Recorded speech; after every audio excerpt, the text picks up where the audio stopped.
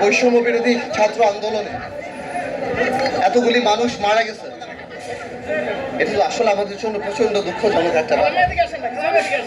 এই ঋণ তো আসলে আমরা শোধ করতে পারবো না, এবং এই রক্ত বিসর্জন দিয়ে তারা আমাদের যা উপহার দিয়েছে, এই দেশকে যে উপহার দিয়েছে, সত্যি কথা বলতে রাজনীতিবিদ হিসেবে তো আমরা তা দিতে পারি নাই। এবং আমরা চাই যাতে এই রক্তের সঠিক সম্মান আমরা দিতে পারি, আমরা আগামীতে একটা ভালো রাষ্ট্র এই জাতিকে দিতে পারি। আমরাও 17 বছর অনেক কষ্ট করেছি, অনেক কিছু করেছি, হয়তো কাঙ্ক্ষিত লক্ষ্যে পৌঁছাতে পারিনি।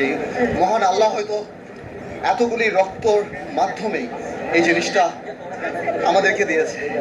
আমি একদিকে তো অবশ্যই আত্মার রুহুর মাগফিরাত কামনা করি, অন্যদিকে এই দুঃখের মধ্যেও জাতিকে অভিনন্দন যে জাতি একটা ইনশাআল্লাহ নতুন বাংলাদেশ দেখতে পাবে সামনে।